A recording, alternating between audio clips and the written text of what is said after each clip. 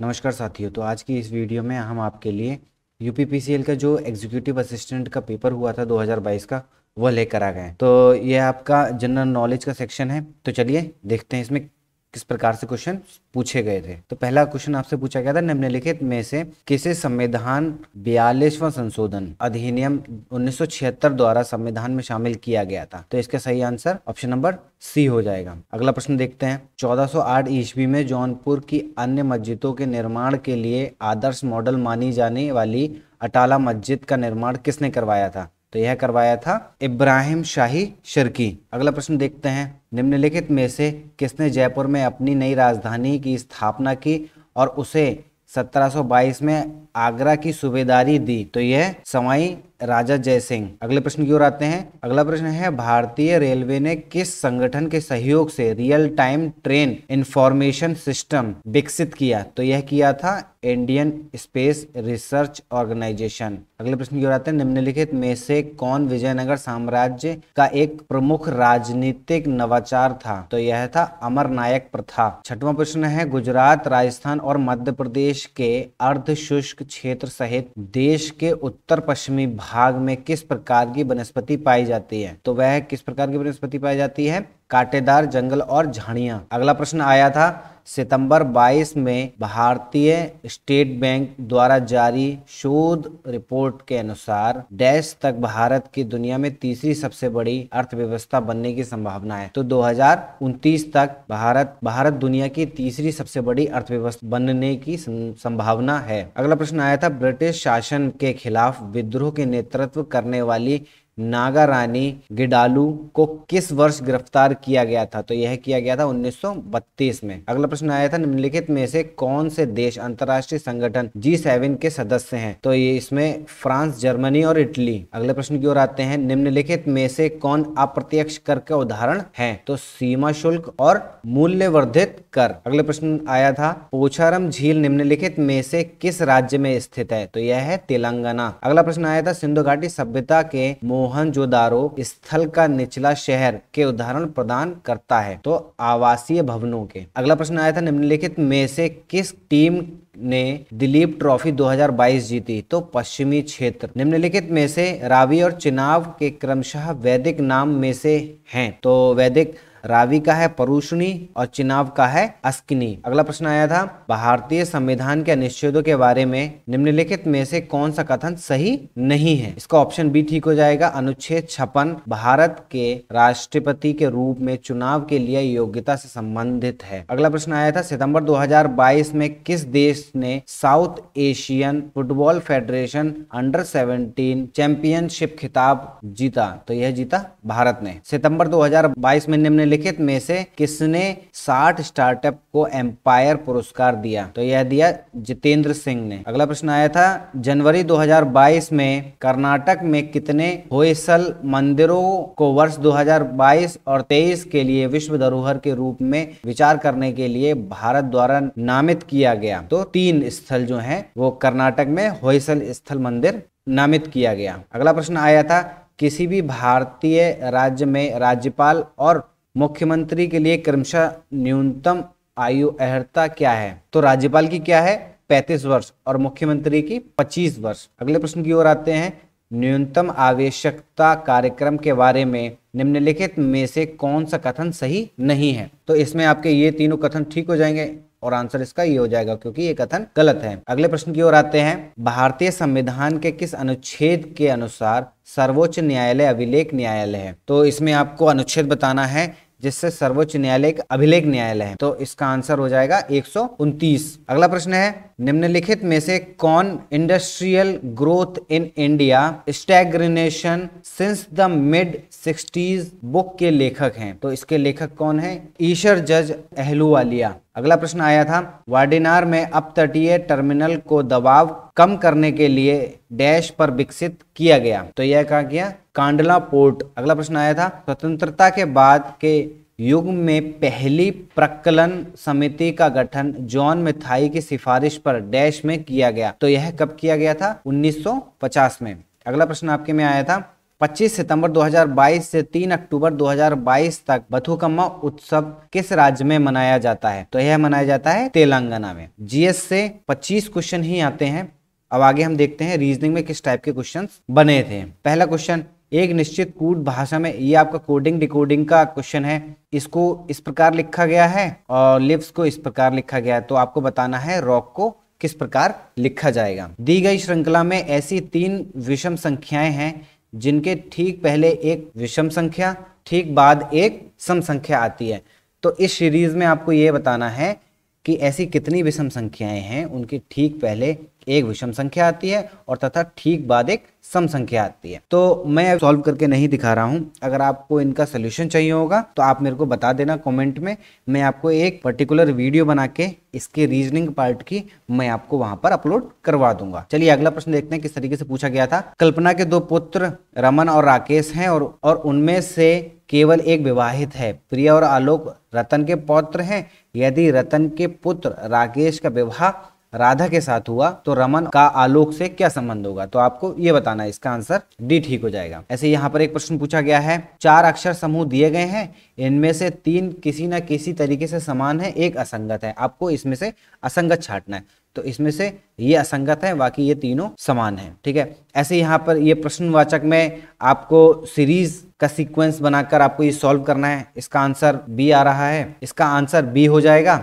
अगला प्रश्न भी आप देखें, यह है क्वेश्चन कोडिंग डिकोडिंग से पूछा गया है। तो आपको इसका आंसर ये हो जाएगा। चलिए अगले प्रश्न देखते हैं। अगला प्रश्न भी आपको सीक्वेंस और असंगत छांटना है कि कौन सा असंगत है। तो ये तीनों समान हो जाएंगे और ये असंगत आपका आंसर ठीक हो जाएगा। रीजनिंग के पोर्शन में कोडिंग डिकोडिंग से और सीरीज से बहुत ही ज्यादा क्वेश्चंस बने थे। तो आने वाले यूपीपीसीएल के एग्जाम्स में उनका यही पैटर्न रहता है कि कोडिंग डिकोडिंग और सीरीज क्वेश्चंस को ज्यादा पूछती है, तो आप उन पर ज्यादा फोकस करें। तो चलिए आप अगला प्रश्न देखें कि इसमें से भी आपको एक असंगत छांटना है और 3 एक समान है। तो ये तीनों एक समान हो जाएंगे, ये असंगत हो जाएगा। अगला प्रश्न देखते हैं। अगला प्रश्न आपके पास आ गया कि उस विकल्प का चयन कीजिए जिसमें आकृति युग्म दिए गए हैं, आकृति युग्म में समान संबंध साझा करते हैं। तो यह इसके समान संबंध साझा करते हैं, बाकी और ऑप्शन ये सब नहीं करते हैं। अगला प्रश्न देखते हैं। मेरा उद्देश्य इस वीडियो को बनाने का है कि आप इसके पैटर्न को पहचाने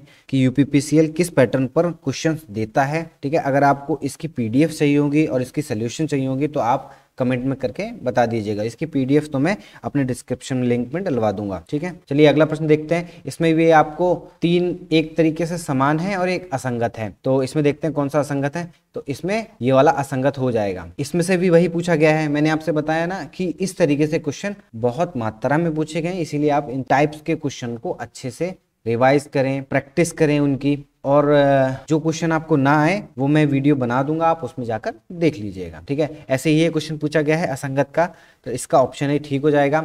चलिए आगे चलते हैं, वरना ऐसे वीडियो बहुत लंबी हो जाएगी। और आप क्वेश्चन पॉज कर करके देखते रहें कि क्वेश्चन किस प्रकार से सॉल्व होगा। अगर सॉल्व ना होता है तो आप मेरे को कमेंट बॉक्स में बता देना। अगला प्रश्न आपको ये सीरीज से पूछा गया था कि यहाँ पर क्या आएगा। तो यहाँ पर 41 आंसर इसका हो जाएगा। ठीक है। और अगले प्रश्न में आपको वह संबंध बताना है जो संबंध यहाँ पर बना है, वही संबंध यहाँ पर होना चाहिए। ठीक है। चलिए अगला प्रश्न देखते हैं किस टाइप से पूछा गया।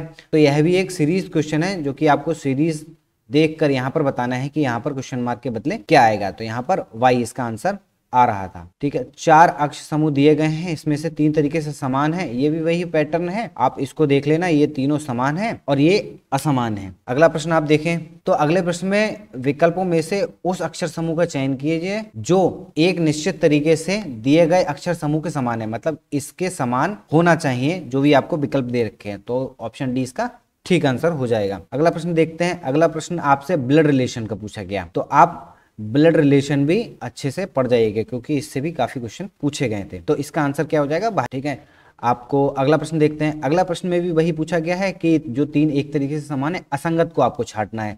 तो इसमें आपको ऑप्शन डी ठीक हो जाएगा। अगला प्रश्न देखते हैं कि एक कूट भाषा में वर्ण क्रमिक अक्षरों को निम्नलिखित तरीके से कूटबद्ध किया गया है। सभी व्यंजनों को अंग्रेजी वर्णमाला में अगले व्यंजन से कूटबद्ध किया जाता है। सभी स्वरों को अंग्रेजी वर्णमाला में अगले स्वर से कूटबद्ध किया जाता है। हालांकि यदि 2 व्यंजनों के बीच एक स्वर आता है तो स्वरों को अंग्रेजी वर्णमाला में इसके पिछले स्वर से कूटबद्ध किया जाएगा। शब्द में एक व्यंजन दो बार आता है तो उन दोनों को अंग्रेजी वर्णमाला में अगले स्वर से कूटबद्ध किया जाएगा। तो इसमें आपको इस शब्द का किस प्रकार कूट किया जाएगा वह बताना है। तो इसका आंसर सी हो जाएगा। चलिए अगले प्रश्न की ओर आते हैं। अगला प्रश्न आपको आकृति से पूछा गया था कि इसमें से भी आपको वही पैटर्न बताना है कि 3 समान है और 1 असमान। तो असमान को छांटना है, पहला असमान हो जाएगा। यहाँ पर आपको एजरेट का अर्थ है घटाना, ठीक है। प्रतिशत चिन्ह का अर्थ है गुणा, तो आपको यहाँ पर प्रतिशत चिन्ह का अर्थ गुणा दे रखा है और यहाँ पर एंड का ऑप्शन दे रखा है जोड़, एजरेट का मतलब दे रखा है घटाना, और यहाँ पर डॉलर का साइन जो है इसका दे रखा है भाग, यहाँ पर ये भी भाग हो जाएगा और यहाँ पर ये जोड़। आपको इसको सॉल्व कर देना है बोडोमॉस नियम के अनुसार और आपका आंसर बी 191 आ जाएगा। तो चलिए अगले प्रश्न की तरफ चलते हैं। अगला प्रश्न आपसे पूछा गया है कि संख्या युग्म दिए गए हैं, इसमें समान साझा करते हैं, जो कि आपका ये पैटर्न जो बन रहा है यही पैटर्न ऑप्शन डी में बनेगा। अगला प्रश्न देखते हैं। यदि एक चित्र को, ये भी एक रिलेशन है तो आपको रिलेशन से बताना है ये क्वेश्चन, तो इसका आंसर बी आ रहा है। चलिए अगला प्रश्न देखते हैं। तो अगला भी वही टाइप है, इसमें भी रिलेशन पूछा गया है आपको कि प्लस का अर्थ है बहन, तो ऐसे ही आपको यहाँ पर प्लस का अर्थ बहन रखना है। इस प्रकार से आपको सॉल्व करना है। इसका आंसर भांजा आ रहा था, आप इसको सॉल्व करिएगा, नहीं आए तो आप कमेंट बॉक्स में मैं आपको सॉल्व करवा दूंगा। यहाँ पर आपको कोडिंग डिकोडिंग का क्वेश्चन दिया गया है, ठीक है। ये वर्ड से PIR बनता है तो आपको वाइन कैसे लिखा जाएगा आपको ये बताना है। तो इसका आंसर सी हो जाएगा। चलिए अगला प्रश्न देखते हैं। अगला प्रश्न, उन विकल्पों का चयन कीजिए जिसमें अक्षर युग्म वही संबंध साझा करते हैं जो दिए गए अक्षर युग्म को साझा करते हैं, मतलब जो इनमें रिलेशन है वही इसमें रिलेशन हो जाएगा, ठीक है। चलिए अगला प्रश्न देखते हैं। अगला प्रश्न किस टाइप का पूछा गया था? अगला प्रश्न पूछा गया है सीरीज में, आपको ये सीरीज बतानी है कि यहाँ पर क्या आएगा। तो यहाँ पर 25 मतलब 25 इसका आंसर आ रहा था। चलिए अगला प्रश्न देखते हैं किस प्रकार से पूछा गया है। अगला प्रश्न भी आपको एक रिलेशन से दिया गया है कि आ जेंटलमैन का रिलेशन होगा एलिजेंट मैन से, ठीक उसी प्रकार डोरमेट्री का संबंध किससे होगा? तो डर्टी रूम। चलिए अगला प्रश्न देखते हैं। अगला प्रश्न आपको सीरीज का पूछा गया था, आपको कुछ चैप्टर्स जो हैं वो अच्छे से करने पड़ेंगे। सीरीज और आपका रिलेशन हो गया, ब्लड रिलेशन, कोडिंग डिकोडिंग, ठीक है, और सिंप्लीफिकेशन, ठीक है। ये कुछ चैप्टर्स हैं जिनसे मैक्सिमम क्वेश्चंस पूछे गए हैं। चलिए अगला प्रश्न भी देखते हैं। ये भी आपको एक कोडिंग डिकोडिंग से पूछा गया है, ठीक है। तो आपको इसका बताना है डिकोड करके कि क्या होगा। तो इसका ऑप्शन ए आंसर हो जाएगा। इसमें भी आपको एक संबंध बताना है, इसका फ्यूल होगा तो हॉरेवेल का क्या हो जाएगा? तो हॉरेवेल का बिल। इसमें आपको सॉल्व करके बताना है, अगले क्वेश्चन में आपको सॉल्व करके बताना है कि गुणा का अर्थ घटाना हो जाएगा, तो इसमें आप गुणा का अर्थ घटाना लिख देंगे। तो इस प्रकार से आप बोडोमॉस द्वारा सॉल्व करेंगे और आपका आंसर 3 आ जाएगा। तो चलिए अगले प्रश्न की ओर आते हैं। अगला प्रश्न है, विकल्पों में से उस पद का चयन करें जो एक निश्चित तरीके से दिए गए पद के समान है। तो ये इसका संबंध बताना है, तो इसका संबंध इससे हो जाएगा। चलिए अगला प्रश्न पे आते हैं। अगला प्रश्न आपको इमेज से पूछा गया है, तो आपको में इसका आंसर बी ठीक हो जाएगा। अगले प्रश्न की ओर आते हैं। ये भी आपको एक कोडिंग डिकोडिंग का दे रखा है कि माना ये हो जाएगा, इसमें आपको रूट बताना है, तो रूट ऐसे लिखा जाएगा। चलिए अगले प्रश्न की ओर आते हैं। अगले प्रश्न में 4 अक्षर समूह दिए गए हैं जिसमें से 3 किसी न किसी तरीके से समान है व एक असंगत है। आपको इसी टाइप के क्वेश्चन पूछे जाएंगे। आप इस टाइप के क्वेश्चन की प्रैक्टिस करें ताकि आपका एक भी क्वेश्चन छूटने ना पाए। तो आप इसमें ऑप्शन डी ठीक हो जाएगा। चलिए अगले प्रश्न की ओर आते हैं। अगला प्रश्न आपको सीरीज से पूछा गया है कि आपको यहाँ पर बताना है क्वेश्चन मार्क में क्या होगा, तो इसका आंसर बी हो जाएगा। अगला प्रश्न देखते हैं यहीं पे, यदि दिए गए विकल्पों में से उस पद का चयन करें जो निम्नलिखित श्रृंखला में प्रश्नवाचक चिन्ह को स्थापित करता है। तो प्रश्नवाचक चिन्ह पे क्या आएगा? तो इसमें ऑप्शन सी इसका ठीक हो जाएगा। अगला प्रश्न आपको देखते हैं। अगला प्रश्न है, इसमें भी आपको 3 एक तरीके से समान है व एक असंगत है, तो आपको इसमें से असंगत आकृति छांटनी है, तो इसमें से इसका आंसर डी ठीक हो जाएगा। अगला प्रश्न देखते हैं कि इसमें से भी आपको वही बताना है, 3 एक तरीके से समान है व एक असंगत है, तो इसमें से ये असंगत आ जाएगा, ये समान है, इनका सीक्वेंस समान आ रहा होगा और ये ऑप्शन बी इसका असंगत हो जाएगा। उस विकल्प का चयन कीजिए जिसमें उस विकल्प का चयन कीजिए जिसमें समान संबंध साझा करते हैं। जिस प्रकार से इसमें समान संबंध साझा किया गया है, ऐसे ही ऑप्शन बी में समान संबंध साझा किया गया है। तो चलिए अगले प्रश्न पे देखते हैं। अगला प्रश्न आपको इमेज से पूछा गया है, तो इसमें इमेज पूछा गया है कि एक निश्चित तरीके से आकृति समान होगी, तो इसकी आकृति कौन सी समान होगी?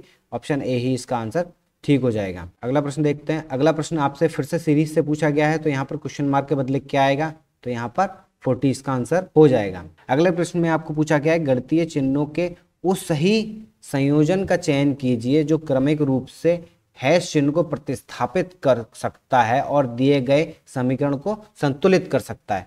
तो इसमें आपको बताना है कि हैश के बदले कौन सा पैटर्न ये बनेगा, यहाँ पर कौन कौन से यहाँ पर चिन्ह आएंगे जिनको सॉल्व करके ये सीक्वेंस या ये इक्वेशन बराबर हो सके। तो इसका आंसर सी ठीक हो जाएगा।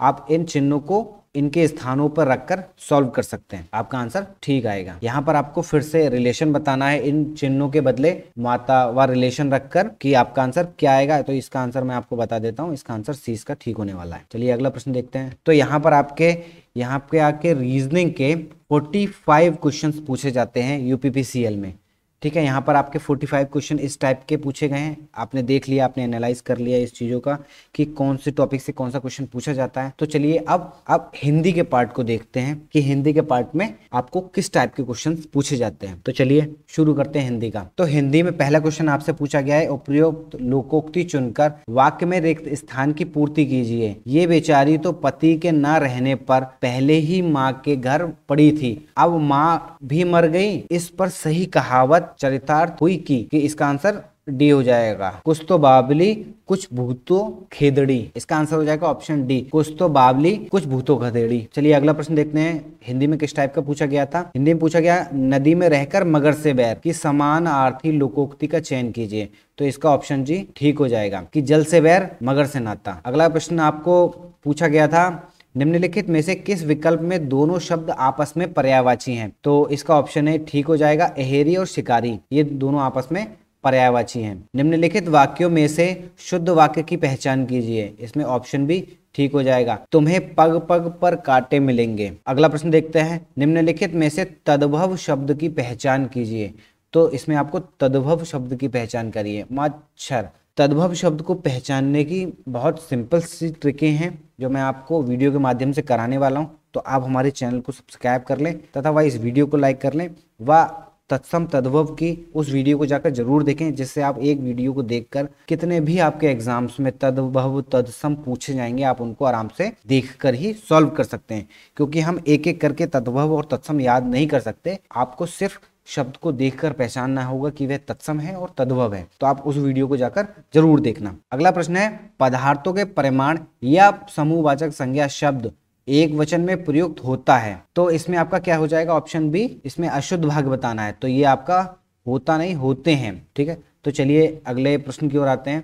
निम्नलिखित में से किस वाक्य में संज्ञा और सर्वनाम का अन्वय अशुद्ध है। तो इसका ऑप्शन डी ठीक हो जाएगा कि अब हम सब साथ खेल सकती हूँ। तो यह अशुद्ध है, बाकी सारी ठीक हो जाएंगे। अगला प्रश्न देखिए आप किस टाइप का पूछा गया है। निम्नलिखित शब्दों में से प्रकर्ष शब्द के विलोम का चयन कीजिए। तो प्रकर्ष का अपकर्ष हो जाएगा। कुछ तो गेहूं गीली कुछ जिंदगी ढीली, इस लोकोक्ति से उचित अर्थ का चयन कीजिए। तो इसका सही आंसर हो जाएगा दोनों ओर कुछ त्रुटि होना। अन्न न लगना मुहावरे का अर्थ खा पीकर भी मोटा ना होना, इसका यह आंसर ठीक हो जाएगा। निम्नलिखित में से गुल खिलाना मुहावरे का उचित अर्थ क्या होगा, कोई बखेड़ा खड़ा करना। अगले प्रश्न की ओर आते हैं। निम्नलिखित में से अरण्य के पर्यायवाची शब्द समूह का चयन कीजिए। तो इसमें से ऑप्शन डी ठीक हो जाएगा, विपिन, अटवी, कांतार। अगले प्रश्न देखते हैं कि अर्जन शब्द का पर्यायवाची का चयन कीजिए। अर्जन शब्द के पर्यायवाची का चयन कीजिए। तो इसका सही आंसर हो जाएगा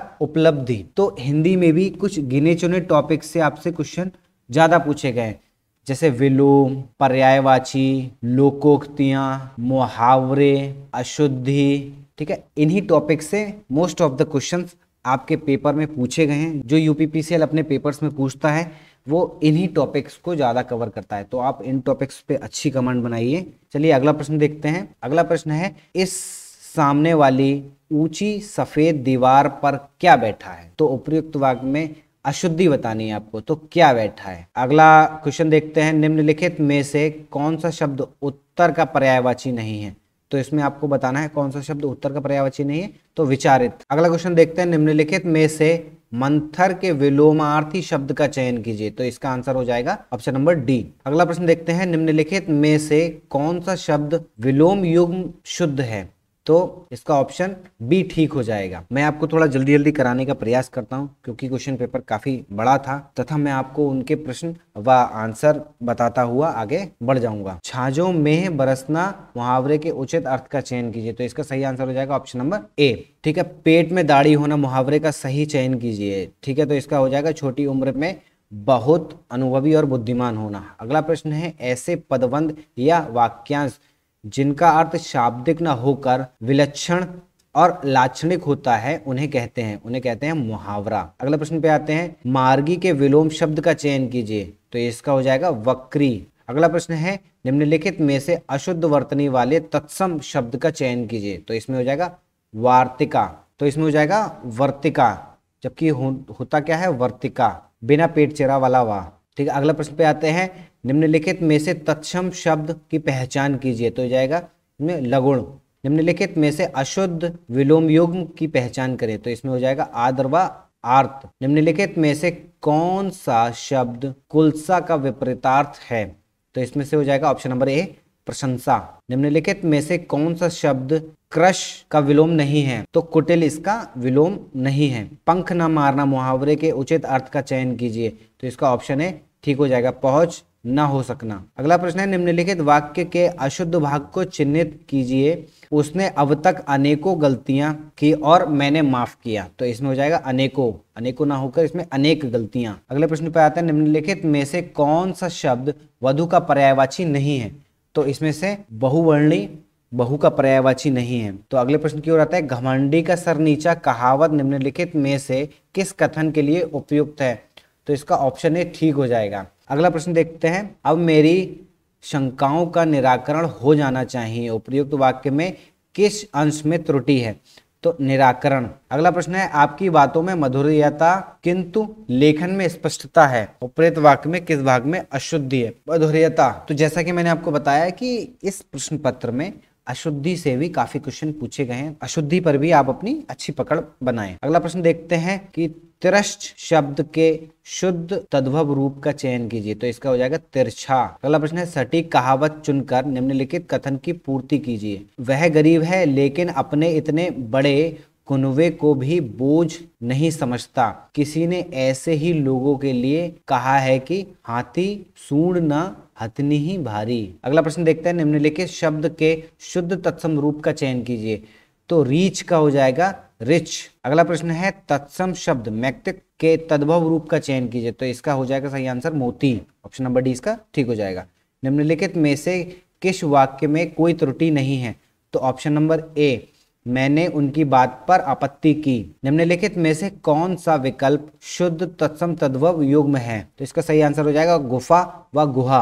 अगला प्रश्न है, निम्नलिखित में से किस मुहावरे का अर्थ मूर्खता से काम करना है। तो इसका सही आंसर हो जाएगा अकल के पीछे लाठी लिए फिरना। Option number C. अगला प्रश्न देखते हैं। अगला प्रश्न है, सटीक मुहावरा चुनकर निम्नलिखित वाक्य की पूर्ति कीजिए।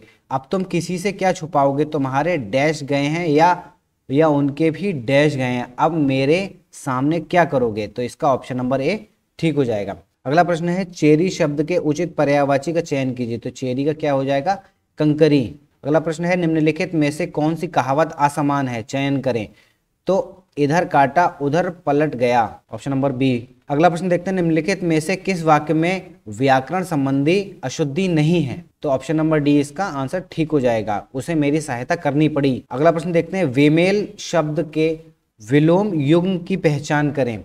तो इसमें से संगत, यह विलोम ये समान है तथा वह इसमें से असमान है। अगला प्रश्न देखते हैं, निम्नलिखित में से यशोदा के पर्याय का चयन करें। तो इसमें से महरी।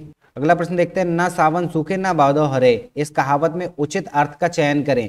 तो इसमें से आपका सही आंसर हो जाएगा ऑप्शन नंबर ए, सदा एक सा रहने वाला व्यक्ति। निश्चित वाक्य में अशुद्ध भाग का चयन कीजिए। उस हादसे में चोट लगते ही उसके प्राण पखेरु चले गए। तो इसका सही आंसर हो जाएगा चले गए। तो इसमें अशुद्धि का चयन करना था। अगला प्रश्न देखते हैं, किस टाइप से आपसे पूछा गया था कि निम्नलिखित में से किस विकल्प में मुहावरे का प्रयोग अशुद्ध है। तो इसमें सही आंसर हो जाएगा तुम्हारा 15 फीट ऊंचा कूदना अंबर के तारे गिनना ही है। अगला प्रश्न है, निम्नलिखित में से किस मुहावरे का अर्थ जन्मजात शत्रुता होना। तो इसका सही आंसर हो जाएगा आग फूस का बैर होना। अगला प्रश्न पूछा गया था आपसे कि निम्नलिखित में से कौन सा शब्द नदी का पर्यायवाची नहीं है। तो इसका सही आंसर हो जाएगा नासापुट। अगला प्रश्न आपसे पूछा गया था कि निम्नलिखित वाक्यों में से शुद्ध वाक्य की पहचान कीजिए। इसका सही आंसर ऑप्शन नंबर डी, मेरा यही कहना था कि तुम घर में रहो। अगला प्रश्न देखते हैं कि इस पुस्तक में यही विशेषता है कि पढ़ने वाला ऊबता नहीं। तो उपयुक्त वाक्य में कौन सा भाग उचित रूप से सही नहीं लिखा गया है, तो चिन्हित कीजिए।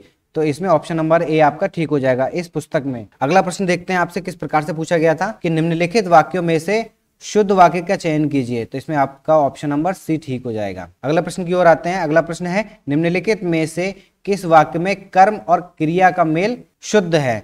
तो ऑप्शन नंबर बी इसका ठीक हो जाएगा, तुमने एक भैंस, एक बछड़ा और एक चिड़िया पाली। अगला प्रश्न देखते हैं निम्नलिखित वाक्यों में से अशुद्ध वाक्य का चयन कीजिए। तो इसमें आपका ठीक आंसर हो जाएगा ऑप्शन नंबर डी, यह विद्यार्थी फुटबॉल खेलना चाहते हैं। इस पेपर का बचा हुआ कुछ भाग जैसे कि कंप्यूटर का सेक्शन और इंग्लिश का सेक्शन मैं आपके साथ नेक्स्ट वीडियो में शेयर करूंगा। अगर आपको हमारी ये वीडियो अच्छी लगी हो तो हमारी वीडियो को लाइक करें व चैनल को सब्सक्राइब कर लें।